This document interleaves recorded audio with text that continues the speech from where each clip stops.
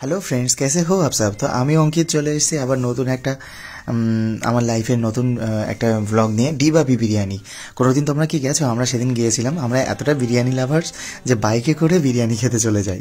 এটা হচ্ছে কল্যাণী এক্সপ্রেসে। দেখো আমার ফটো, আমার এটা বন্ধু, আমার বেস্ট ফ্রেন্ড রোমিও, ও আমি আর আমরা তিনজন গেছিলাম। ওর একটা ফ্রেন্ডও ছিল। এরপরে এই যে ওর ফ্রেন্ডটা, এই যে গ্রিন কালারের শার্টটা পরা।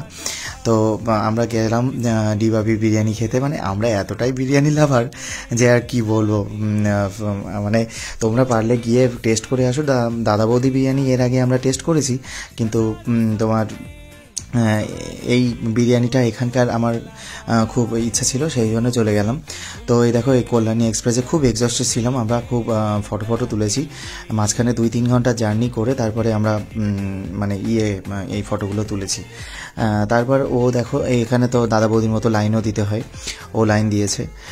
তারপর আমিও একটা ফটো তুলেছি।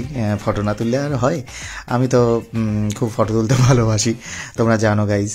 আর তাছাড়া ফ্রেন্ডস, এবার দেখো ডিবাবি বিরিয়ানির সামনের পোর্শনটা, এটা মানে এতটা ইউটিউবাররা এতটা ফেমাস করে তুলেছে না, মানে এরা অল টাইম এমপ্লয়িরা খুব বিজি চারিদিকে, এতটা এমপ্লয়ি এরা বিজি না, আর খুব সুন্দর ডেলিশিয়াস রান্না। এই দেখো ভিতরে চলে এলাম।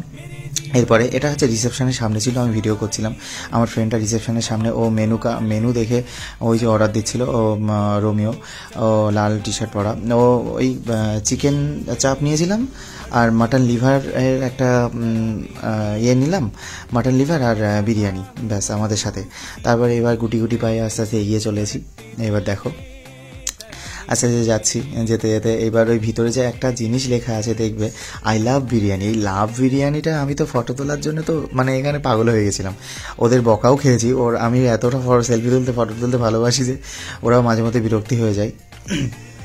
এবার তারপর এই সব ফটোগুলো তুলেছিলাম। এবার এখানকার বিরিয়ানির কোয়ান্টিটিগুলো খুবই মানে মারাত্মক। তোমরা একবার খেলে সারা দিন মানে তোমাদের পেট ভর্তি থাকবে। তাছাড়া আমি এক্সট্রা রাইস নিয়ে আমার লাস্টে খুবই একটা মানে একটু অসুবিধা হয়ে যাচ্ছিলো। পুদিনা পাতা চাটনির সাথে বিরিয়ানি দিয়েছিল। দেখো বিরিয়ানিগুলো এতটা কোয়ান্টিটি ছিল না, ব্যাপক। আমাদের সামনে যারা বসেছিল তারাও খেতে পাচ্ছিল না, ওনারাও।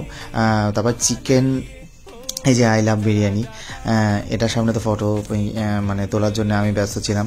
আর এই যে চিকেন মাটন এই সমস্ত পিসগুলো যেগুলো দেয় না, সেগুলো খুব বড় বড় সাইজের ফ্রেন্ডস, মানে কি বলবো তোমার, মানে বলতে গেলে খুবই রিজনেবল মোটামুটি প্রাইসের। আর তোমার মানে এই বড় বড় মাংসের পিসগুলো খেলে মানে পুরো সারাদিনই পুরো আর কিছুই খাওয়া লাগবে না। তো এই ছিল আমার আজকের ব্লগ।